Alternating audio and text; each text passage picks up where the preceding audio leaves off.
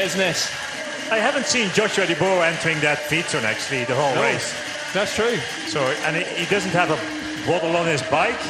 Probably he has taken some gels with him, maybe, so what we haven't seen when he was taking it. But at least... Oh, he's been busy, Bart. He has been thinking about it. He's had a busy afternoon as they head out onto the final lap now. In these conditions, probably it's not a problem for most of the riders because you don't drink that much, but at least you need to have your sugars, your fast sugars, your energy for the last few laps. But for Joshua DeBoer, it seems to be that it's not necessary today. Pidcock, we saw taking a new bottle and with 2 laps to go. These two, they have a bottle on their bike, Nino Schurter and Jordan Theroux. Last lap, final lap. The final lap then. These two. Will one of them fancy taking it on and breaking the elastic band before they get back into the arena? I don't think Joshua DeBoer will want to take Tom Pidcock to a sprint finish, having seen what he did on Friday evening. But I think, yeah, that's true, yeah. Pidcock has a very strong weapon. Yeah. A very strong weapon, he has. He's strong just about everywhere, but he's already shown his hand in terms of the short track where he out-sprinted not only Lucas Schwarzbar, but Sam Gaze as well.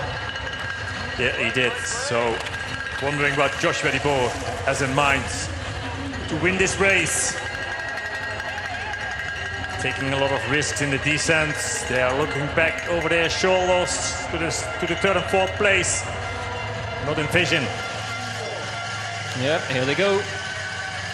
Up into the woods for the last time. And we all know what dramas lie therein. 4 seconds left between Thomas Riot and these two are on the 3rd and 4th place. Nino Schurter and Jordan Theroux. But these are your leaders.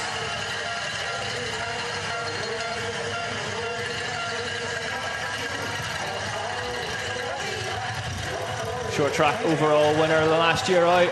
Alan That's Hamley. An attack of... No, he couldn't pass. Oh, Bart, steady Bart. Bart's ready and raring for this one, but...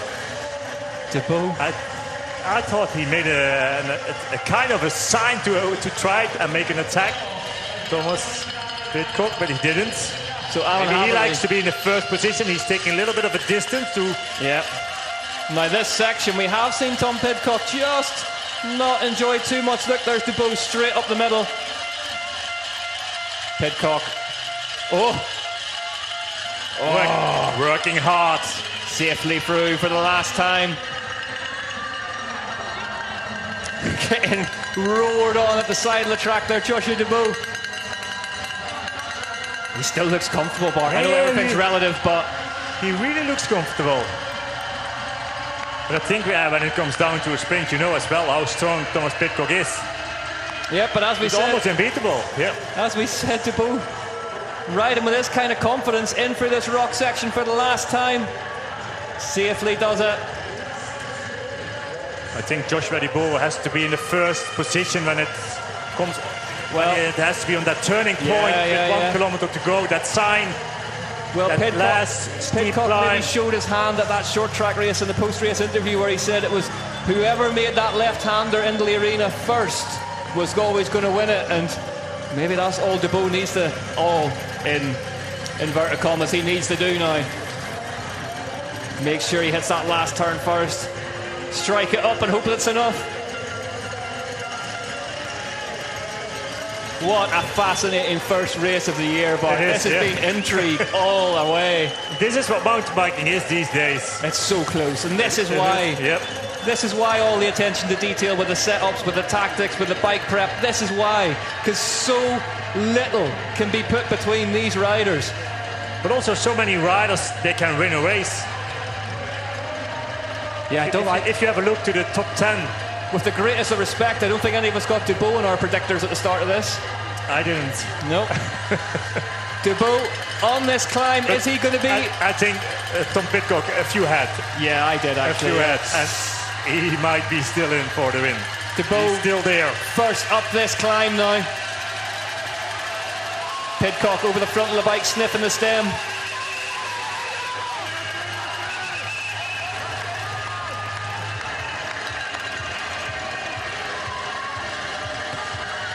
Nino Schurter leads Jordan Saru, and do you know what, Bart? This is an equally fascinating battle as well between the two of them.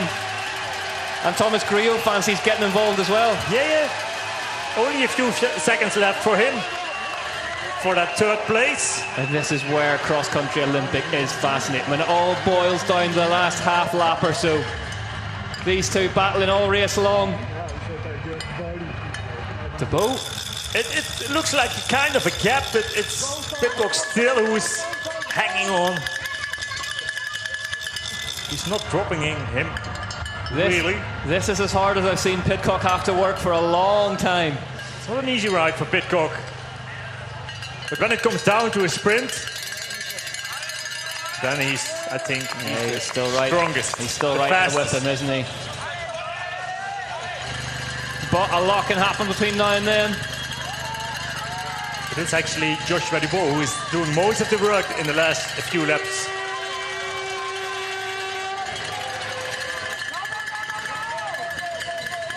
Yep, Pidcock not risking that little gap over to the right-hand side in the last lap. Maybe he's already thinking that he just needs to get into the arena at the same time as Joshua Dubois. Close together again. The final lap. Okay, whatever you are doing, wherever you are watching this, do not miss a second. Because this one is going to go right down to the line. But I expect an attack of Thomas Pidcock very soon to be in the first position when it comes down to that Cannondale descent. Maybe up at the top of this climb. He's gone a few times up here this weekend already. But it doesn't look like an easy ride for him. No. He's struggling. His body language, what you see. He's moving a lot more than you normally see Tom Pidcock move. That upper body swinging around a wee bit. But he needs to know which tactics he has to use. Quiet day for the mechanics on the right-hand side there, but they have a ringside seat to this. Now Pidcock goes. Now Pidcock goes. Is it going to be enough? Has Tom Pidcock played cat and mouse long enough with Joshua Dubois? Can Dubois punch back? He does. It looks like he can, but it looks like he's got this one covered. Pidcock looks round. He's still there. He's still there. He's still there. That one didn't work. He's strong. He's got the first position, but he's not, crucially, he has not dropped Joshua Dubois. No, but to be in the right position, not over here, but a little bit further on the top of the next climb, the last climb of this course. Crucial. Crucial, yes. And look. Very slow in that corner. Stalling a little bit in that corner, but Ever's in there. Tom Pidcock doesn't like it. I'm wondering if they're taking different lines now at the bottom. Yeah, we'll have to see now. Inside, outside. Who's going to go where? Oh, this one is fascinating. Both inside. Ringside seats. Both inside. There's still a little bit of space to overtake each other, but it comes down to a sprint to the top of this climb. The top of this climb, brutally steep, covered in 8 laps worth of absolute filth, mud all over these routes. To be honest, I don't know how fast Joshua Dubois is if it comes down to a sprint. You see how close he's riding. I honestly think on the form he's on today, Bart, nobody really knows apart from the man himself. Pidcock going now. Yeah, another sprint of him to the top of this climb. A little bit of a gap. Not that much, but it's opening. It is opening on Dubois.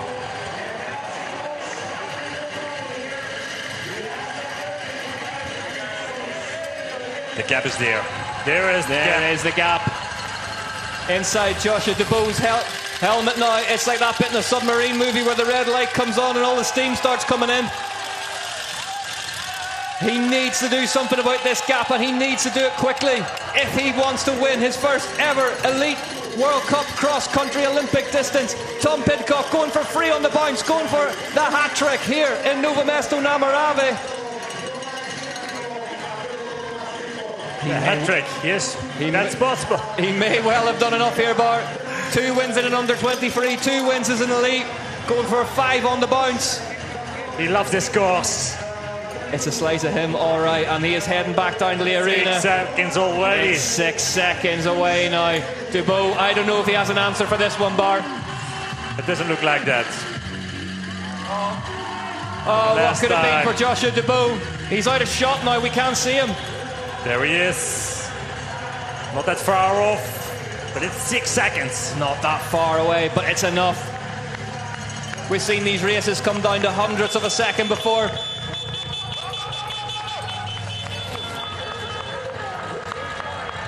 Pidcock, down over the jumps, throws the back end out, why not?